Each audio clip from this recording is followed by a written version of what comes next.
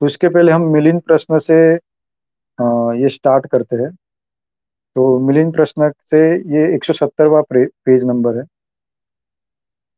तो जिसमें बनते नागसेन जी 8 प्रकार के लोगों के साथ मंत्रणा करने से वो कहते हैं कि वो सारे अर्थ को बिगाड़ देते हैं। तो ये पेज इसीलिए पीडीएफ में दिया गया है सबसे पहले, कि कई लोग कहते हैं कि आप जो हो वो वहीं पर जाकर डिबेट करिए, उनके साथ डिबेट करिए। तो वो क्यों नहीं करने चाहते हम, उसके बारे में बताया गया है। तो वो बताते हैं कि 8 प्रकार के लोग होते हैं जिसके साथ मंत्रणा नहीं करनी चाहिए। तो बुद्धिस्ट अवेयरनेस क्लब से योगेश जी भी हाजिर है। योगेश जी। हाँ ठीक है। कुनाल भाई, थोड़ा सा नेटवर्क प्रॉब्लम हो गया था इसीलिए थोड़ा सा लेट। अच्छा अच्छा। ठीक है, कंटिन्यू कीजिए।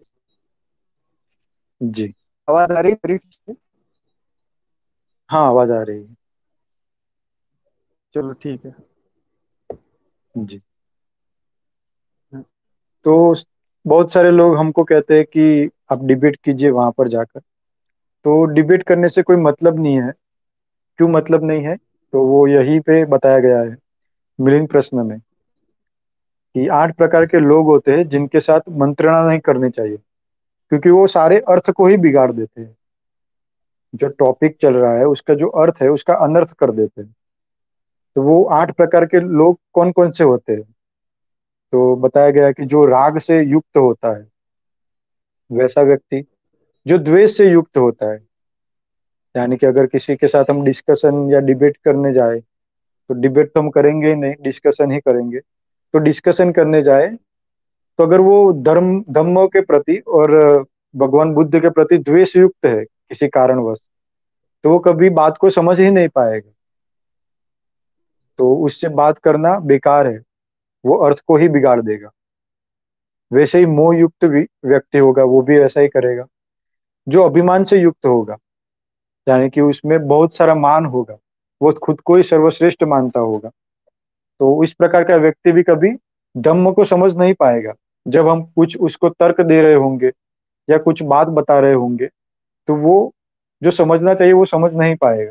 तो ऐसे व्यक्ति के साथ भी अ, मंत्रणा करना, वार्तालाप करना या डिस्कशन करना सही नहीं है। फिर होता है 5वां व्यक्ति लोभ युक्त। फिर 6ठा व्यक्ति होता है आलस्य युक्त। कुणाल भाई, फिर 7वां व्यक्ति। चलो ठीक है। मैंने तो योगेश जी कुछ बोलना चाहते हो आप?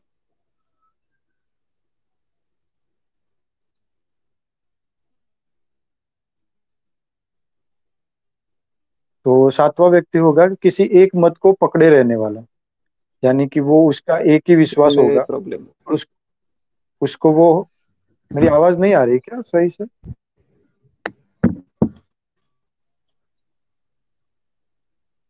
हाँ, वॉल्यूम प्रॉब्लम हो रहा है योगेश सर का।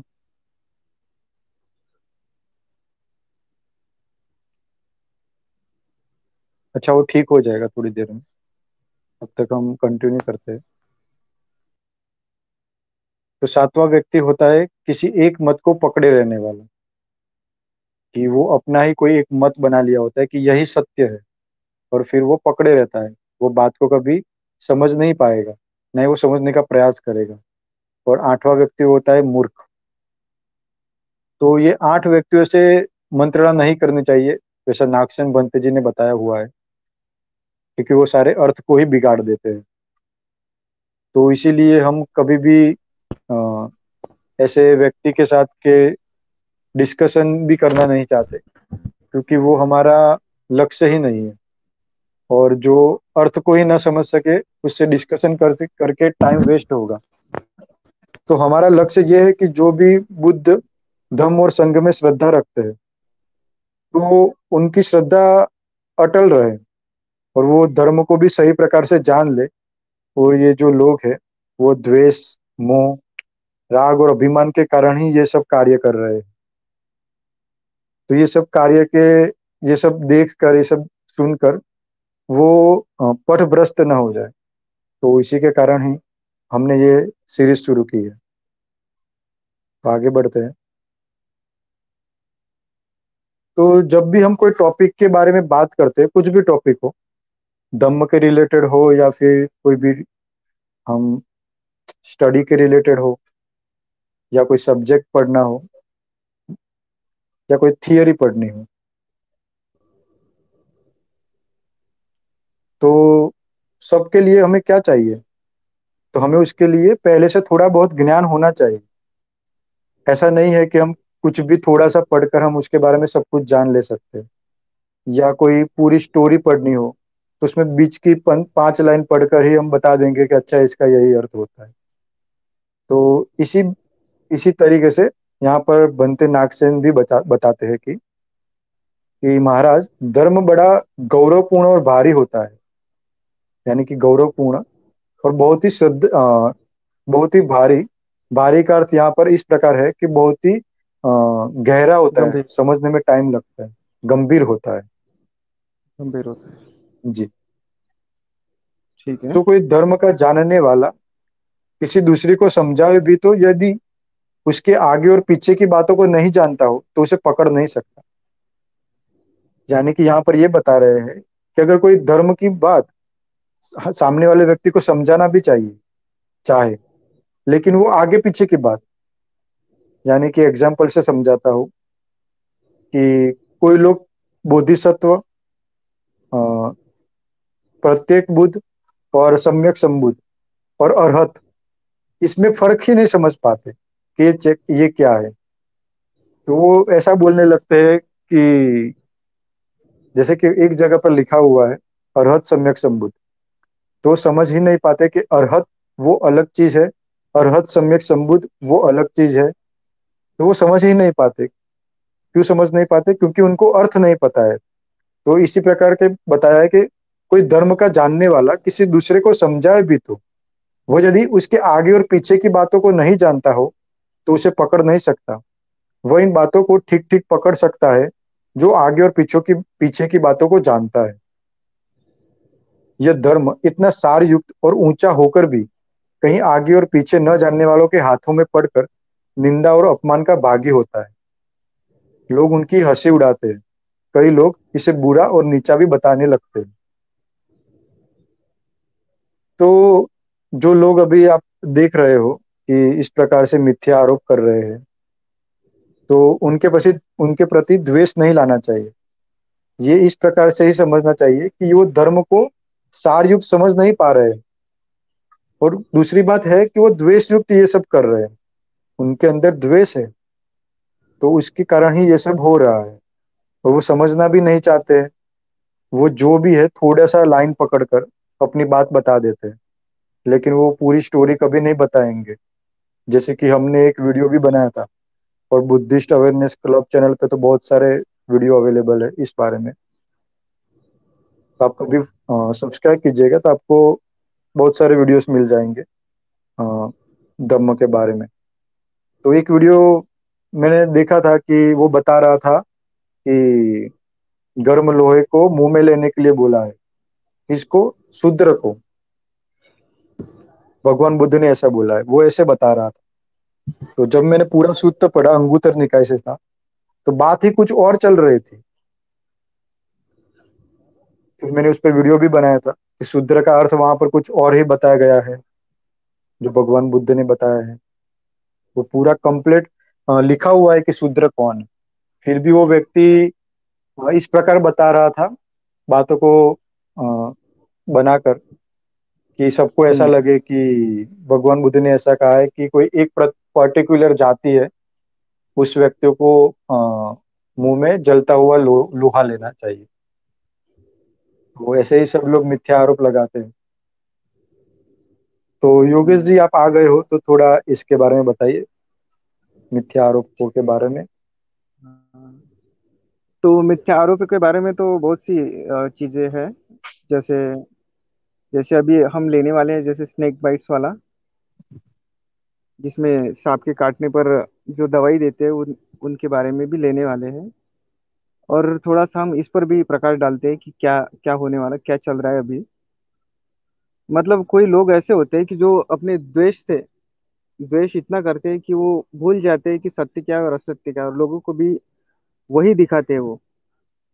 तो वो इसकी उसकी जरा भी चिंता नहीं करते कि क्या सत्य क्या है और असत्य क्या है। मतलब वो उनके ही मगन मगन होते हैं, उनके उनके ही मत को बढ़ावा देने के लिए वो वैसा करते हैं। ऐसा होता रहता है, ये कोई नई बात नहीं है। मतलब किसी भी छोटी सी चीज को पकड़कर दिखा देना लोगों को और बुरा कहना, ये पहले से बात चली आ रही है, ये कोई नई बात नहीं है। जी। हाँ। तो निंदा करने वालों के लिए हमें कोई इतना मतलब ये नहीं देना चाहिए उनको, मतलब उनको उनके तरफ ध्यान ही नहीं देना चाहिए हमें। देना चाहिए लेकिन वो इतने इतने के लिए कि क्या वो बात सही है, हमारे लिए सही कह रहे हैं या गलत है। तो ऐसा देखने के लिए हमें करना चाहिए, उसके लिए हमें किसी के प्रति द्वेष भाव दिखाना हमारा काम नहीं है। जी। हाँ। द्वेष दिखाने से मतलब हमारा ही नुकसान है उसमें, क्योंकि वो तो चाहते ही है कि हम द्वेष करें उन पर, और हमारा भी नुकसान हो जाए। तो इससे हमारा कोई नुकसान नहीं होगा अगर हम उन पर द्वेष ना करें। तो हम देख पाएंगे ठीक ठीक बातें क्या है और गलत क्या है। द्वेष करने से हम वो भी समझ नहीं पाएंगे कि हमारे इसमें क्या है और दूसरे के इसमें क्या है, वो क्या बताना चाह रहा है, और हमारे इसमें सत्य सत्य क्या क्या है, है? सत्य क्या है।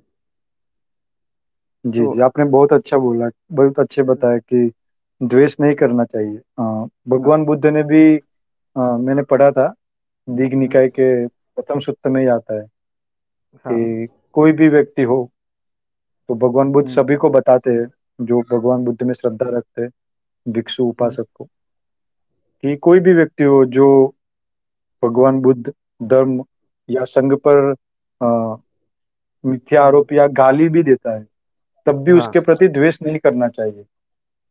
हाँ उसके प्रति बिल्कुल। हमेशा मैत्री ही रखनी चाहिए, क्योंकि द्वेष हम्म, करने से क्या होगा, हमारा ही पाप कर्म बढ़ेगा। हाँ बिल्कुल। हमें ये कभी नहीं करना चाहिए। तो हाँ। भगवान बुद्ध जी ये भी बताते हैं द्वेष करने वालों के लिए, कुणाल भाई, कि अगर जी। द्वेष करने वाला अगर कोई द्वेष करते करते ही मर जाए तो वो नरक में ही हम्म, चला जाता है। उसकी मतलब गति नरक ही होती है। अगर वो जी। कहीं द्वेष करते करते मर गया तो वो नरक में ही जाता है, तो उसकी कोई दूसरी योनि नहीं होती। और अच्छा। जो मतलब, हाँ, और जो मतलब द्वेष से दूर होता है, मतलब द्वेष नहीं करता, तो वो उसका मतलब वो ऐसा होता है कि जैसे वो मरने के बाद स्वर्ग में ही निकल जाता है। जी। मतलब स्वर्ग में ही पैदा हो जाता है। जी, तो इसी को देखते हुए, कर्म के विपाक को भी देखते हुए और भगवान बुद्ध की शिक्षा को भी देखते हुए, हमें किसी भी व्यक्ति के प्रति द्वेष नहीं रखना चाहिए। और जो सत्य है वो तो हम सामने ला ही रहे हैं। हर संडे हम 9:30 बजे आ जाएंगे कोई एक टॉपिक लेकर जो मिथ्या आरोप का है, और जो सत्य है वो सबके सामने आने वाला है। तो चलिए हम्म, शुरू करते हैं। यहाँ पर हमने बता दिया कि हम क्यों डिस्कशन या डिबेट करने नहीं जाएंगे किसी के भी सामने, हम्म, क्योंकि जो 8 प्रकार के लोग होते हैं, तो बताया हाँ। गया है कि वो अर्थ का अनर्थ कर देंगे।